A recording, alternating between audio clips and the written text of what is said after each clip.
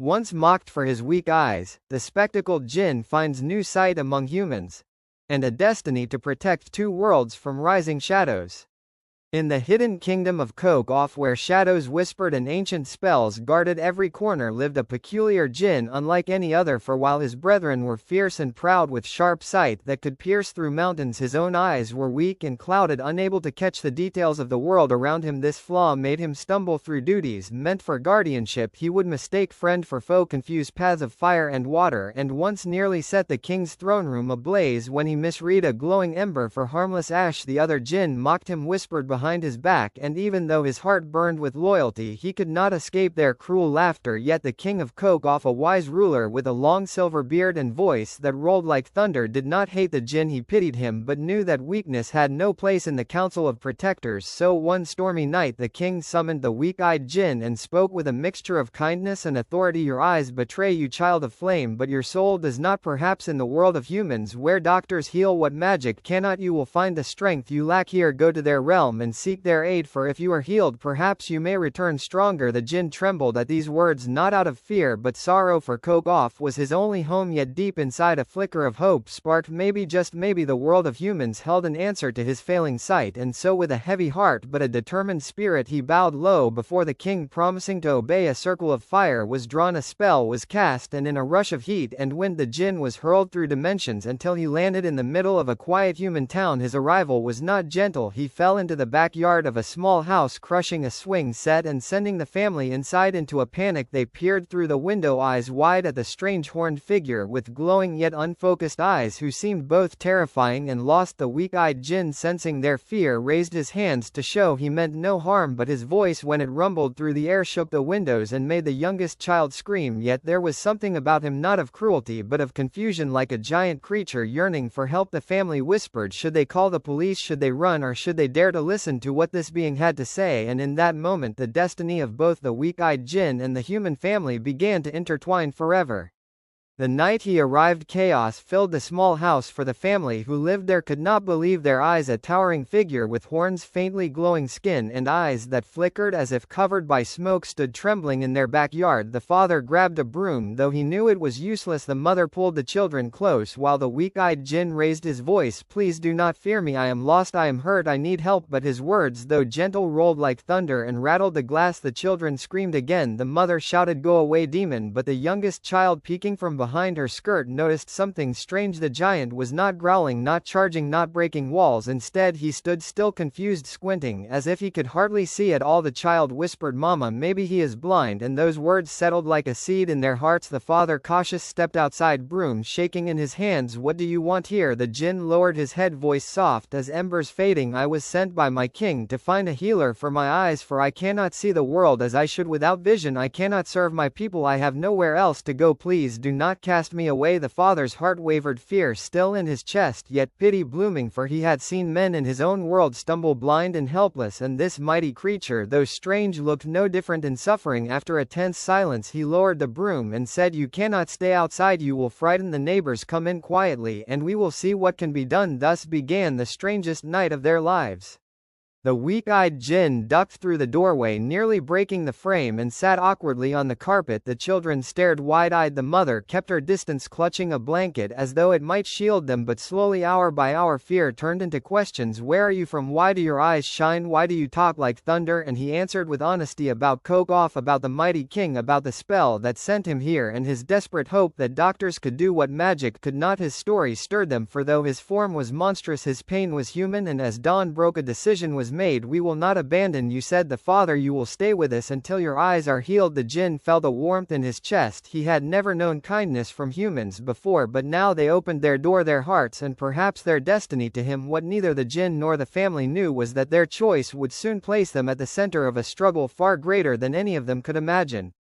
The family knew the weak-eyed Jinn could not remain hidden for long, yet they also knew he needed help, and so after days of whispered planning they guided him under the cover of night through empty streets until they reached the small clinic of a kind but eccentric eye doctor named Dr. Farid. He was an old man with sharp spectacles and a reputation for treating those whom others could not. His patients claimed he had a gift beyond science, though none could prove it. When the door creaked open and the Jinn stepped inside, nearly bending his horns against the ceiling, Dr. Farid did not scream nor faint, he only raised his brows and said softly, "Ah, so the stories were true." The family froze, fearing discovery. "What stories?" the father asked. The doctor's eyes gleamed as he replied, "The world is older than you think, and creatures from realms unseen sometimes cross into ours. I have waited my whole life to meet one, and now here you are." Weak-eyed Jinn, sit down, let me see your vision. The Jinn obeyed, heart pounding with both hope and doubt. Could this fragile human really mend what Kok-Off's magic could not? Dr. Farid leaned close, shining a small light into his cloudy eyes. Your sight is not broken, it is veiled, a curtain of shadow placed by old enchantments, not an illness of flesh but of spirit." The Jinn gasped, for he had long suspected his weakness was no natural flaw. The doctor continued, "If we can lift the veil you will see as clear as the sharpest blade, but beware, once the curtain is gone you may see truths hidden even from other Jinn. Are you ready?" The Jinn clenched his fists, voice trembling. "Yes, anything to serve my king and protect the world." Dr. Farid nodded, then gathered strange instruments, not only medical tools but also charms etched with forgotten scripts. The family watched in awe as science and mysticism blended together. The doctor placed drops of silver liquid into the Jinn's eyes, whispered words older than the town itself, and pressed a glowing lens across his face. Pain seared like fire, the Jinn roared, shaking the walls. The children cried out in fear, but the doctor held steady, chanting louder until the roar turned to silence and the Jinn's glowing eyes burst with sudden clarity. He gasped, seeing the room, the faces, the tiny dust motes in the air, every detail sharp as crystal. He fell to his knees, overwhelmed, whispering, I can see, I can see." For the first time in centuries, tears fell down his cheeks, glowing like molten gold. The family rushed to him rejoicing, yet Dr. Farid raised a finger. "Wait, this is only the beginning, for with sight comes responsibility. You have been chosen not only to see but to guard this world as you once guarded Kok-Off, and even now shadows move against humanity, seeking to strike it blind as you once were. You must decide, weak-eyed Jinn, will you fight for them or turn away?" The Jinn's heart thundered with a choice that would shape both realms forever.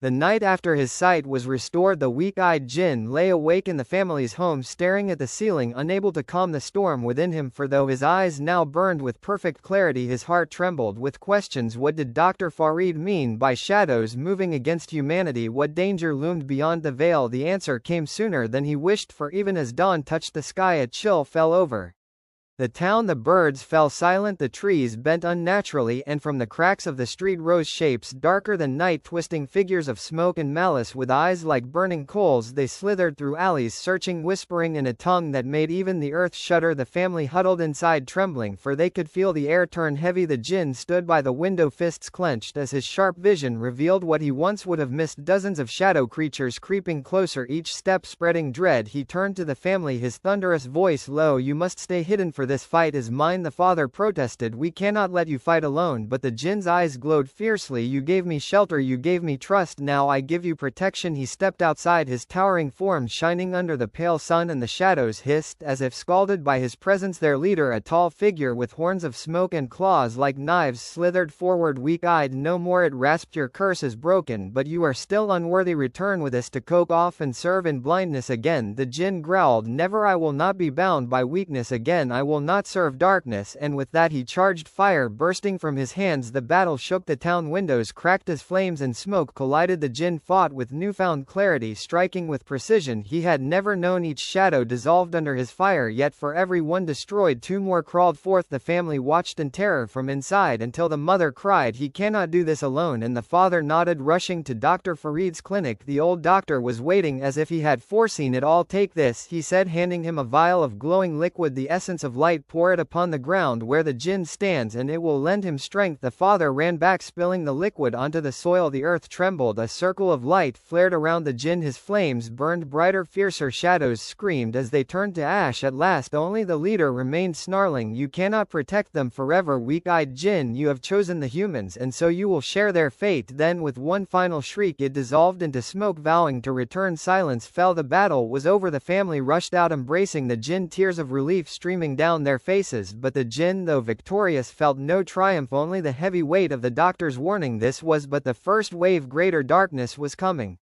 In the weeks that followed, the Jinn no longer hid from the family or the town, for whispers spread of a great protector who had fought shadows in the night. Some dismissed it as myth, others swore they had seen the battle with their own eyes, but the truth remained only with those who lived it: the family, the doctor, and the Jinn himself. He spent his days learning the human world, stumbling over its customs but finding joy in its simplicity. He laughed with the children, helped the father repair broken fences, and even sat quietly with the mother as she told stories by the fire. Yet every night he trained in the backyard, testing his flames, sharpening his strength, and watching the horizon for signs of the returning darkness. Dr. Farid visited often, teaching him both science and secret knowledge, for he believed the Jinn's role was larger than any battle. "You are not just a soldier," Farid said, "you are a bridge between Kok-Off and Earth, between magic and humanity. If you falter, both realms will fall." The Jinn bowed to this truth, though it weighed heavily upon him. One evening, as the sun dipped below the rooftops, a voice echoed in his mind. It was the king of Kok-Off speaking through the bond of flame. "My child, you have done what no other Jinn dared. You sought healing, not power. You found strength not in isolation but in the bonds of humans. For this I name you guardian, not only of Kok-Off but of Earth itself. Protect them as you would protect your kin." The Jinn fell to his knees, tears of molten gold streaking his cheeks. He had left Kok-Off in shame, weak, blind, mocked, but now he returned in honor, not as an outcast but as a guardian. When he rose, the family stood before him, their faces glowing with pride and trust. "We are with you," said the father. "Always," said the mother. "Forever," said the children, their hands clasping his great fingers. In that moment he understood the truth. Sight was not his greatest gift, nor fire, nor strength. It was love and loyalty, the very things that had saved him from despair and now bound him to humanity forever. But even as peace settled for a while, he could sense it deep in the edges of the world. Shadows stirred, restless, waiting, plotting. He knew the battles ahead would test him harder than any before, yet he no longer feared, for he was not alone. With the family by his side, with Dr. Farid's wisdom, and with the blessing of his king, he was more than the weak-eyed Jinn. He was the guardian of two worlds, and he swore upon flame and heart that he would never let darkness claim the earth so long as his eyes could see and his fire could burn.